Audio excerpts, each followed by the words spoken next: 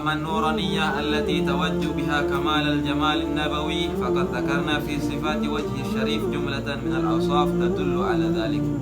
وهذه النورانية أصلية فيه صلى الله عليه وسلم وهي أول ما خلق من الأنوار في الأكوان كما جاء ذلك في الحديث المشهور على الألسنة أول ما خلق الله نور نبيك يا جابر. Jadi nur cahaya yang ada pada diri baginda Nabi besar Muhammad sallallahu alaihi wasallam ia berbentuk wujud asli, yang mana nur tersebut adalah sumber atau asal penciptaan alam semesta ini.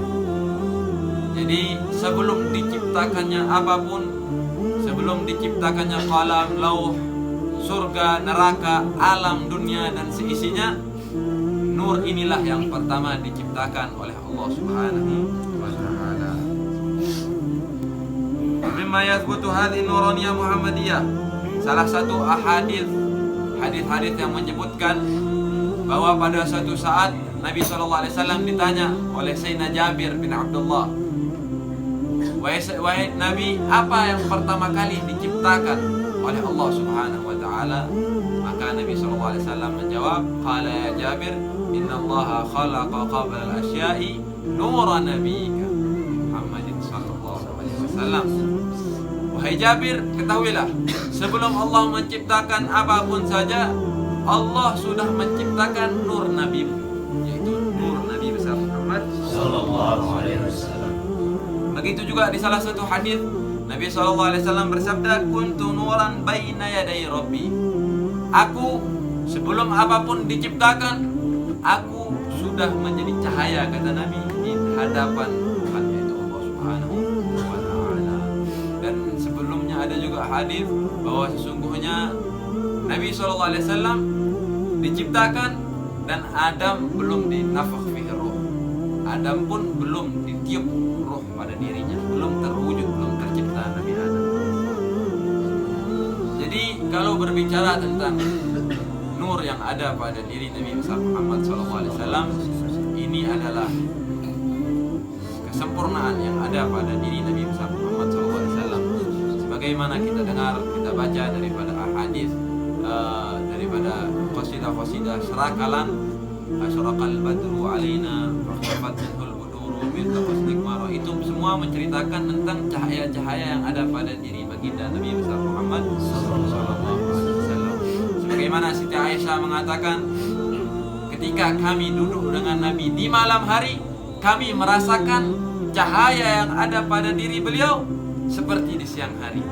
Ya, jadi mereka merasakan sama saja duduk malam dan siang hari karena ada pada diri baginda Nabi Muhammad SAW itu nur. Ya. Bahkan diriwayatkan ketika malam yang begitu terang benderang dengan dengan cahaya bulan, maka salah satu sahabat namanya Jabir bin Samurah, aku memandang Nabi SAW wa alaihi hullatun hamra. Nabi pada saat itu sedang memakai seperti sorban menutupi badannya yang berwarna merah. Aku melihat wajah Nabi sembari aku sekali waktu melihat bulan yang sedang terang benderang. Maka ia katakan apa?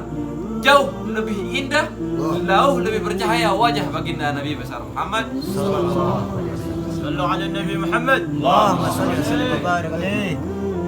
Bahkan ada namanya, kalau kita masih meragukan tentang hadis-hadis tentang riwayat cahaya Nabi SAW, maka ada salah satu riwayat hadis Ibnul Quttan namanya.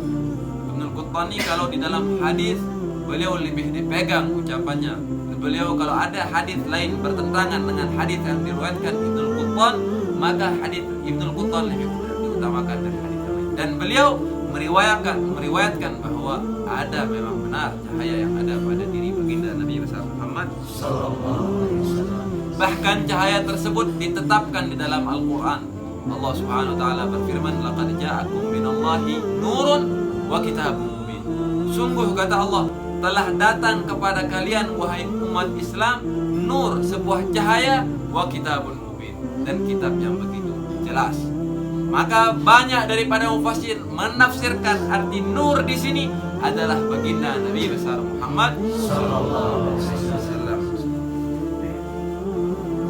Bahkan salah satu riwayat tentang bagaimana nur yang ada pada diri Nabi bukan ketika beliau sudah menjadi Nabi, akan tetapi cahaya itu dari beliau sebelum lahir pun sudah ada. Bahkan ketika beliau lahir, kita banyak mendengar bagaimana lama walidat Aminah, maka Aminah melihat. Bahkan ada namanya Syafa. Syafa ini perempuan salah satu bidan yang hadir ketika Nabi SAW dilahirkan.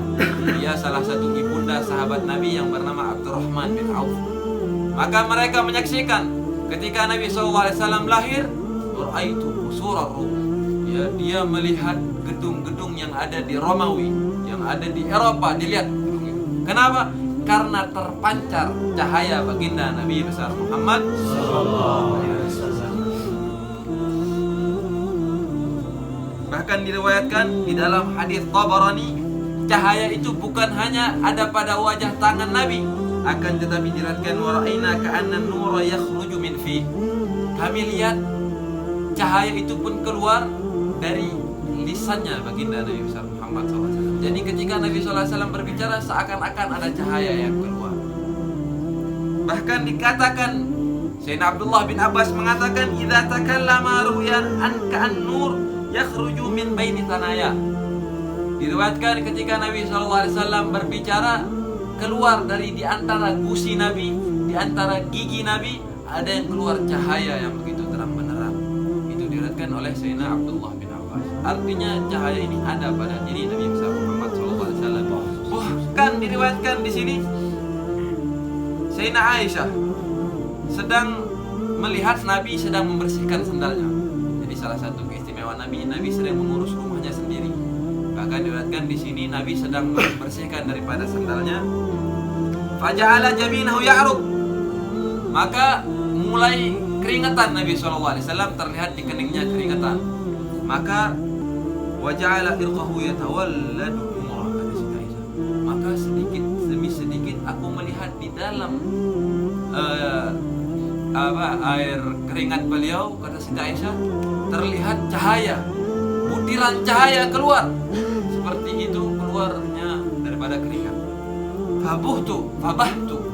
Ya, maka kata Siti Aisyah, aku kaget, tercengang melihat itu. Faqala Nabi SAW, ma laka bahtu. Kenapa engkau tercengang? Kenapa engkau kaget? Qultu ja'ala jabinuka ya'ruq wa ja'ala irquhu yatawalladu nura.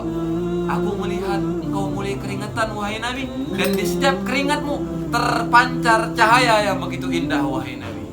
Ya, jadi pada diri Nabi SAW semuanya nur, cahaya yang ada. Bahkan alam semesta ini terliputi dengan cahaya baginda Nabi besar Muhammad sallallahu alaihi wasallam. Sehingga inilah dia daripada berbagai macam pembahasan tentang cahaya. Akan tetapi di sini dibahas cahaya itu bukan seperti cahaya-cahaya yang kita lihat, ya, cahaya lampu, cahaya matahari sekalipun. Anta iksirun wa ghali, anta misbahus suduri. Itu intinya. Ya, setelah beliau para riwayat Qiyam menyatakan tentang bagaimana cahaya yang ada pada diri Nabi, anta iksir, yang terakhir engkau ini ya wahai Nabi seperti iksir. Iksir ini di atasnya emas, sumber cahaya wahai Nabi. Anta misbahus suduri, engkau itu adalah cahayanya hati-hati yang kegelapan. Ya, cahaya yang tidak bisa dilihat oleh mata sembarangan, cahaya yang bukan kita melihatnya mata kita kesakiti, akan tetapi tatkala melihatnya mata kita merasa indah, mata kita merasa tenang melihat cahaya tersebut. Sallu ala nabi. Allahumma shalli alaihi. Maka diriwayatkan cahaya ini bahkan bukan hanya menyelimuti diri beliau. Cahaya ini bisa terpancar kepada sahabat Nabi sallallahu alaihi wasallam. Diriwayatkan di sini ada Asid bin Khudair wa Abbad bin Bashar.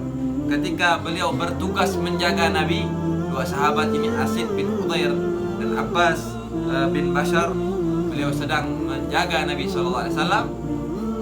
Maka mereka berdua diperintahkan untuk kembali ke rumahnya. Kalau zaman dulu tidak ada lampu, maka mereka kegelapan. Maka mereka meminta cahaya dari Nabi SAW. Ya, ketika ketika itu Nabi SAW memberikan mereka, dipegang kedua tongkat mereka, mereka berjalan sehingga tongkat itu bercahaya di sekitar jalan. Ya.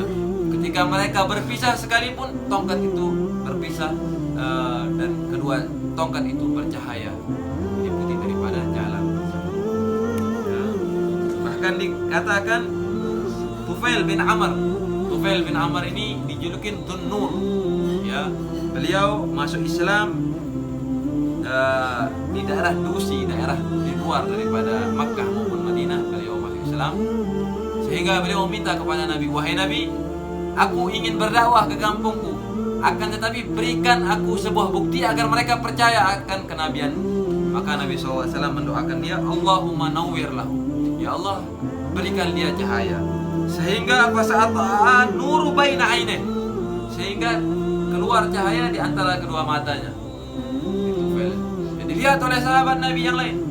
Ya, beliau meminta, wahai Nabi, kalau terlihat seperti ini membawa fitnah kepada kamu, justru mereka bukanlah beriman kepadamu, justru membahayakan bagi di kampung. Sehingga fatahawwala ila tarfi sudhi, sehingga berubah cahaya itu, berpindah cahaya itu ke ujung daripada tongkatnya. Ya, fakana yudhi'u lahu fil lail, sehingga tongkat ini seumur hidup beliau, Tufail ini, menjadi cahaya untuk dia di setiap malam. Ya, inilah dia cahaya yang ada pada diri baginda Nabi besar Muhammad sallallahu alaihi wasallam.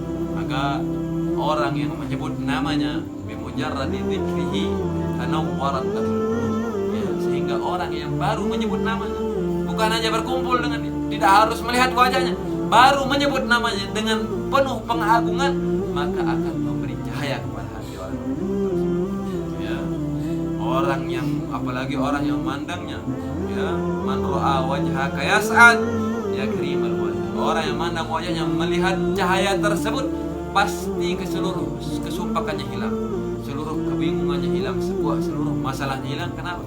Karena terdapat tersirat cahaya baginda Nabi besar Muhammad sallallahu alaihi wasallam. Makanya orang kalau memimpin Nabi itu tidak mudah.